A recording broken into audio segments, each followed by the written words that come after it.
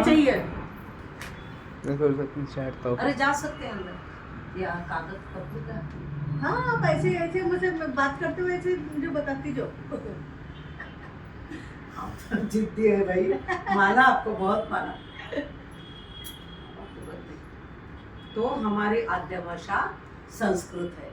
आद्य यानी सबसे पहली, संस्कृत भाषा सबसे पहले, और बाकी सभी भाषाओं का जन्म संस्कृत भाषा से ही हुआ है, ये सिद्ध हुआ है। इसलिए हर देश के नागरिक हमारे भारत देश में आकर के संस्कृत भाषा सीखने के लिए आते हैं, क्योंकि उनको भी इसका महत्व मालूम हुआ है। हमारा भारतीय प्राचीन ज्ञान संस्कृत भाषा में ही है। हमारे प्राचीन ऋषि मुनियों ने वेद वाङ्मय अर्थात ऋग्वेद, यजुर्वेद, सामवेद और अथर्ववेद, ये चारों वेद संस्कृत भाषा में ही लिखे हैं, जिसमें ज्ञान का भंडार भरा हुआ है इस भाषा में। हाँ, वैसे ही वास्तुशास्त्र, वैसे ही आयुर्वेद शास्त्र, फिर धातु शास्त्र, गणित शास्त्र, इन अनेक विषयों का ज्ञान संस्कृत भाषा में है। तो गणितीय ज्ञान यानी भास्कराचार्य, जिन्होंने सबसे पहले जीरो यानी शून्य की खोज निकाली, और पूरे विश्व में जीरो निकालने वाले भास्कराचार्य, यानी ये हमारी क्या बोलते हैं इसको, पेटेंट हो गया भारत का। तो इतने बड़े अच्छे काम करने वाले लोग, ऋषि मुनियों, हमारे भारत की परंपरा जो है वो ऋषि मुनियों से ही शुरू हुई है, और हम उनके ही वंशज हैं। इसलिए हम खुद को बहुत ही भाग्यशाली समझते हैं कि इतनी सुंदर परंपरा हमारे भारत देश की है। मैम तो आप इसी कारण से संस्कृत सीखे क्या, या आपका क्या मतलब था संस्कृत सीखने के लिए? आपने संस्कृत क्यों सीखी? हाँ, मैंने संस्कृत इसलिए सीखी है कि इस भाषा में ज्ञान का भंडार है, और मन को आनंद देने वाली इसका हर सुभाषित, हर पाठ हमको बहुत ही ज्ञान देता है। हमारे मन में जो दुख है वो अपने आप बाजू दूर हो जाता है, और मन साफ हो जाता है, मन शांत हो जाता है। बहुत दुख होने के बाद जब हम सुंदर सुभाषित पढ़े और उनका अर्थ हम ध्यान में लाए, तो हमारे दुख का, हमारे हुए रोग का हमको भूल जाते हैं, हमारे रोग को।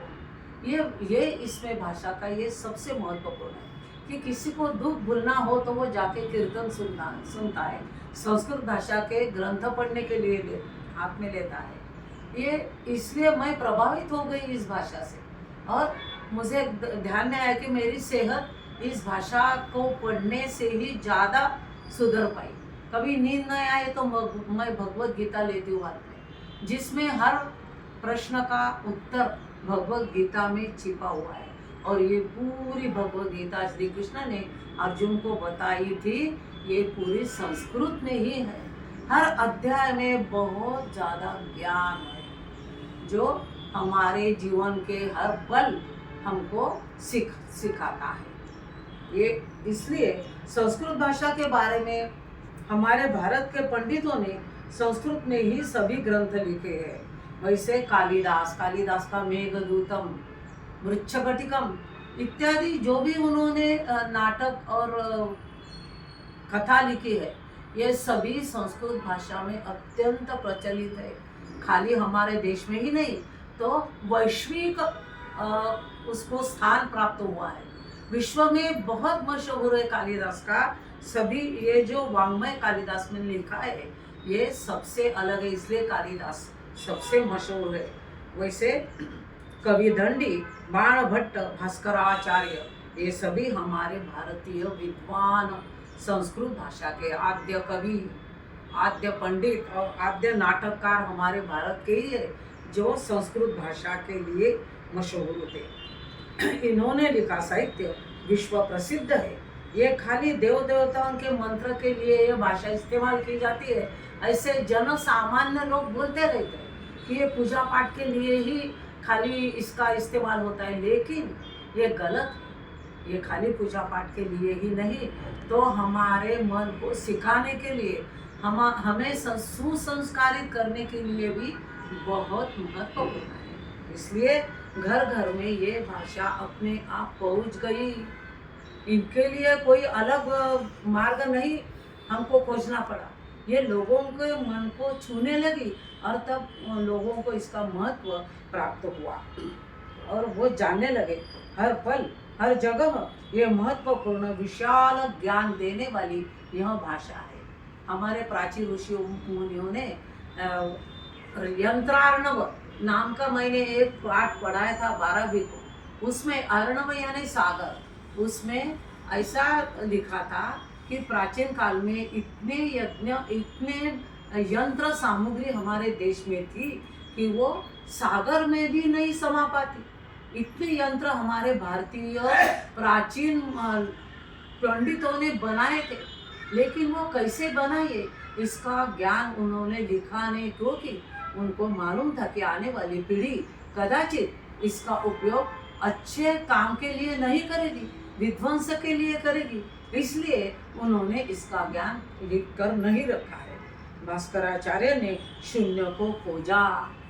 गणितीय महत्वपूर्ण संख्या की खोज सबसे पहले हमारे भारतीय भास्कराचार्य ने ही लिखा है, निकाली और प्रसिद्ध हो गए।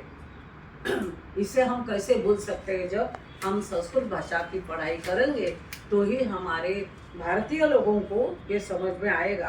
प्राचीन कवि पंडितों की मालिका और गहराई से लिखे संस्कृत नाटक कथा बहुत मशहूर है। इसमें अभ्यास से प्राचीन काल, इसके अभ्यासक प्राचीन काल का न्याय शास्त्र, लोगों की रहन सहन, पोशाक, उत्सव, उनके घर में मौजूद लोग, उनका आपस में व्यवहार कितना आदरपूर्ण था, परस्पर आदर देने का तरीका कितना सुंदर था, ये भी हम जानते हैं। परस्पर प्रेम की भावना, बड़े लोगों को आर्य इस शब्द का प्रयोग उस टाइम करते थे, किसी का अपमान हुए ऐसी भाषा उस टाइम नहीं थी। इसलिए सबको आदर सिखाने वाली यह भाषा, मुझे लगता है कि ये भाषा हर पाठशाला में मौजूद रहनी चाहिए, कायम स्वरूपी बच्चों को यह भाषा सीखनी चाहिए। क्योंकि मुझे ऐसा अनुभव है कि मेरे पास साइंस के विद्यार्थी जब साइंस पढ़ के, गणित ये विषय पढ़ कर के स्कूल से मेरे पास आते थे तो वो बहुत थके रहते थे। वो बोलते थे, मैडम यहाँ आए तो हमारा थकान चली जाती है। ये भाषा का ज्ञान इतना सुंदर है कि हमारी मन की थकान भी चली जाती और मन प्रफुल्लित हो जाता है।